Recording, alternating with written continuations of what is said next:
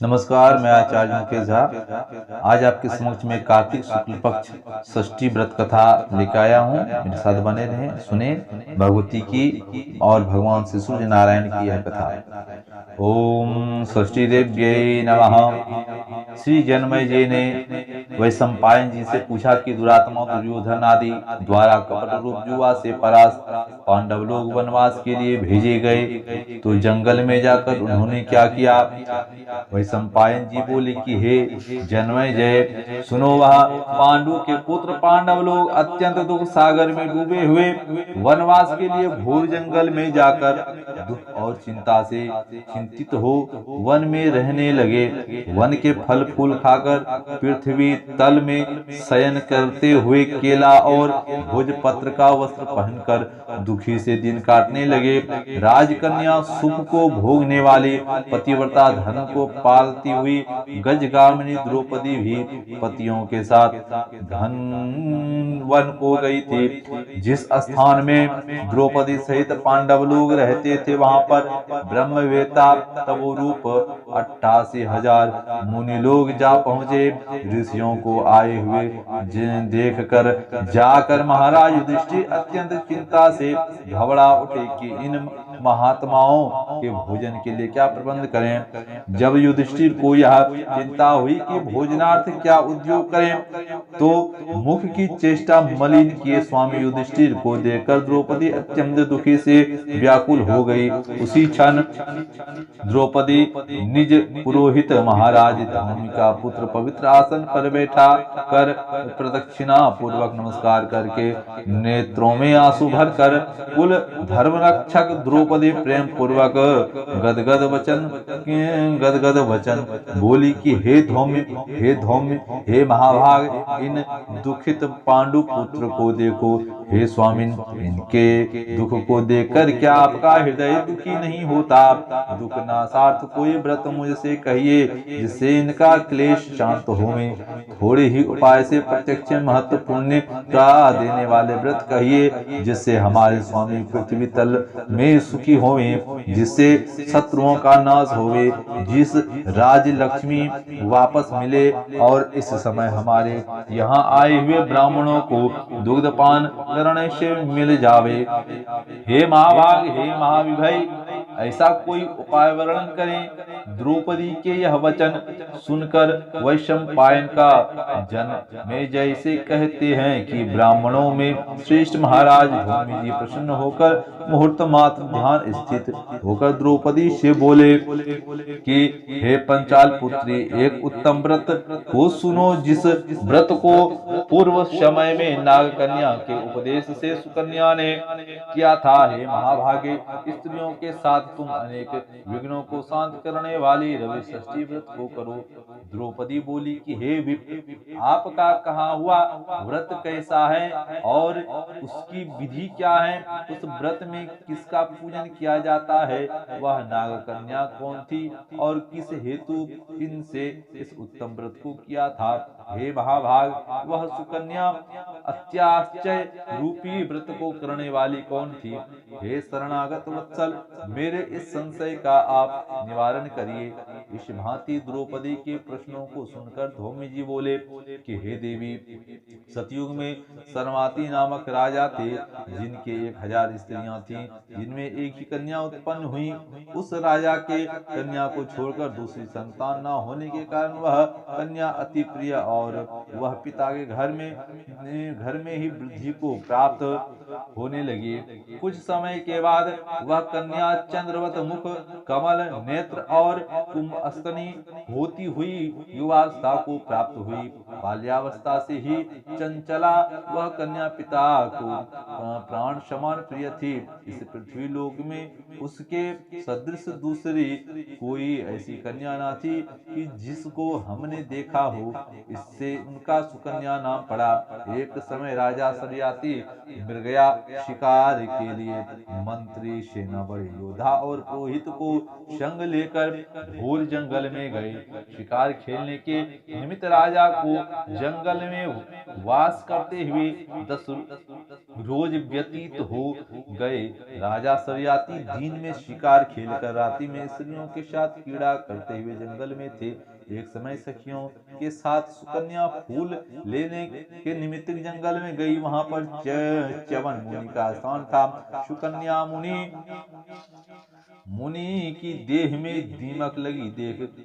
देख कर यह क्या है, क्या देखती है कि मिट्टी के मध्य में मुनि के नेत्रों, दोनों नेत्रें जुगनू की भांति चमक रहे हैं, और उसने विस्मित होकर दोनों आंखें फोड़ दिया।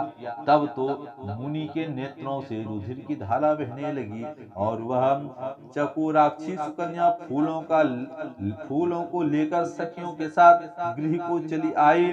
च्यवन मुनि ने नेत्र सुकन्या द्वारा जो फोड़ दिए गए, इनसे राजा और सेना का मलमूत्र आदि बंद हो गया, और सभी हाहाकार करने लगे। जब 3 दिन और 3 रातें व्यतीत हो गई तो व्याकुल होकर अपने पुरोहित से राजा ने पूछा, हे मुनि सत्तम, किस हेतु हमारा मलमूत्र बंद हो गया है?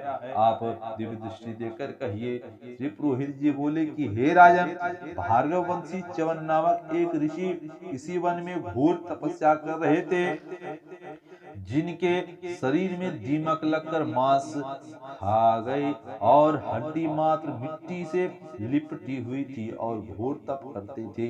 हे राजन, आपकी कन्या ने अज्ञान से उन महाराज के दोनों नेत्र फोड़ दिया है, जिससे रुधिर बह रहा है। उन्हीं की क्रोध से यह कष्ट उपस्थित हुआ है। सो हे राजन, आप उनको प्रसन्न करिए और अपनी कन्या उन्हें दे दीजिए। कन्यादान से वह मुनि च्यवन जी प्रसन्न हो जाएंगे। यह पुरोहित के वचन सुनकर राजा सरियाती सुकन्या को साथ लेकर ऋषि के पास गए, और जल छोड़ने पर हड्डी मात्र के दर्शन हुए। नेत्रहीन ऋषियों को देखकर राजा बोले कि हे प्रभु, मेरी कन्या से अनजान में यह अपराध हुआ है, जो आपके नेत्र टूट गए हैं। हे मुनिवर, आपकी सेवा के हेतु हम अपनी कन्या आपको देते हैं, जिनमें आपको कष्ट न होवे। राजा के वचन सुनकर ऋषि जी बड़े प्रसन्न हुए, और उसी समय राजा सरियाती ने सुकन्या को ऋषि के लिए दान कर दिया। राजा से कन्या पाकर मुनि जी अति प्रसन्न हुए और क्रोध शांत हो गई। तब राजा को मलमूत्र हुआ, और सेना सहित प्रसन्नचित्त राजा अपने देश को गए। वह सुकन्या नेत्रहीन च्यवन जी की सेवा करने लगी। सुकन्या कार्तिक मास में एक दिन जल के हेतु पुष्पकरणी छोटे तालाब में गई। वहां पर उन्होंने अनेक आभूषणों से युक्त नाग कन्या को देखा। श्री कश्यप जी ने यज्ञ मंडप में सूर्य इत्यादि हे महाभाग सूर्य भगवान का पूजन करती हुई नाग कन्या को देखकर सुकन्या धीरे धीरे पास जाकर पूछती है, हे भाई, हे महाभागे, आप क्या कर रहे हैं? किस कारण यहाँ आई हो? इस सुकन्या के वचन को सुनकर नाग कन्या बोली कि हे स्वाधी, मैं नाग कन्या हूँ, व्रत धारण किए कश्यप जी के पूजनार्थ आई हूँ। सुकन्या बोली कि इस व्रत का और पूजन का क्या प्रभाव है, क्या फल है? इस पूजा की विधि क्या है? किस महीने में और किस तिथि में यह उत्तम व्रत किया जाता है? नाग कन्या ने कहा कि कार्तिक शुक्ल षष्ठी को सप्तमी युक्त होने पर सर्व मनोरथ सिद्धि के लिए यह व्रत किया जाता है। व्रती को चाहिए कि पंचमी के दिन नियम से व्रतो धारण करें, सायंकाल में खीर का भोजन करके पृथ्वी पर सोएं। दिन में और दिन व्रत रहे, छठ दिन व्रत रहे, दिन में 4 रंगों से शोभित मंडप में सूर्य नारायण का पूजन करें, और रात्रि में जागरण करें। अनेक प्रकार के फल और पकवान आदि का नैवेद्य लगावे, और सूर्य नारायण की प्रीति के लिए गीत वाद्य आदि से गा बजाकर उत्सव मनावे। जिस समय तक सूर्य नारायण का दर्शन न होवे, तब तक धारण किए रहें। प्रातः काल सप्तमी को सूर्य नारायण के दर्शन भगवान श्री सूर्य नारायण के दर्शन करके अर्घ देवे। दूध, नारियल, कदली फल, पुष्प, चंदन से 12 नाम सूर्य के हैं, उन्हीं नामों का उच्चारण करते हुए प्रत्येक नाम से दंडवत प्रणाम करें। करते हुए अर्घ देवे। जगत के सविता, जगत के एक नेत्र जगत की उत्पत्ति पालन नाश हेतु त्रिगुण रूप त्रिगुणात्म ब्रह्मा विष्णु शिव रूप सूर्य नारायण को नमस्कार है। इस प्रकार इस व्रत को करके सूर्य नारायण को महाघोर कष्ट को दूर करके मनवांछित फल को देते हैं। हे सुव्रते, हमने यह षष्ठी व्रत तुमसे कहा है। श्री धौमी जी ने कहा कि हे द्रौपदी ना कन्या, इस वचन को सुनकर सुकन्या इस व्रत को करती हुई इसी व्रत के प्रभाव से च्यवन महाराजा के नेत्र पुनः पूर्वत हो गए और श्री च्यवन जी का शरीर निरोग हो गया और सुकन्या के साथ लक्ष्मी नारायण की भांति राज सुख होकर सुख भोगने लगे। इससे हे पंचाल नंदिनी, तुम भी इस व्रत को करो। इसी व्रत के प्रभाव से तुम्हारा पति पुनः राज लक्ष्मी का पावेगा और निसंदेह तुम्हारा कल्याण होगा। तब द्रौपदी ने धौमी महाराज की आज्ञा से यथावत व्रत किया और युधिष्ठिर जी ने अतिथि रूप में आए हुए ब्राह्मणों को भोजन देकर प्रणाम किया। द्रौपदी ने प्रणाम किया और द्रौपदी सहित पांडवों सहित सबने प्रणाम करके राज लक्ष्मी को प्राप्त किया। जो कोई स्त्री इस पुनीत व्रत को करेगी उसके समस्त पाप नाश होकर सुकन्या की भांति पति सहित सुख को पावेगी। इस व्रत का विधिवत उद्यापन करें। विधि विधान से प्रत्येक वर्ष व्रत करते हुए तथा को सुने, ब्राह्मणों को दक्षिणा देवें तथा उत्तम सिद्धि होता है इतना कार्य करने से। इसलिए हर मनुष्य को, हर भक्त को चाहिए कि रवि षष्ठी व्रत का कथा सुने और पूजन करें। भक्त युक्त इस कथा को सुनते हैं, उनको पुत्र पौत्र धन संपत्ति तथा अक्षय सुख मिलता है। इस भांति इस कथा को सुनकर सूर्य नारायण को अर्घ देकर नमस्कार करते हुए श्रोता जन नित घर को जावें। ओम मां कृष्णेन रजसा वर्तमानो निवेशयन्नमृतं मर्त्यं च हिरण्ययेन शविता रथेन देवो जाति भुवनानि पश्यन्ना।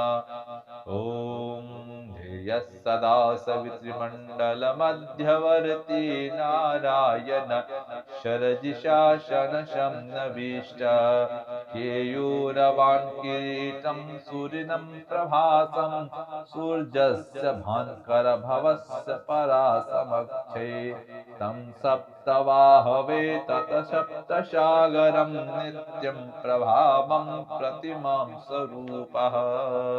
भगवती श्री सत्यनारायणाय नमः।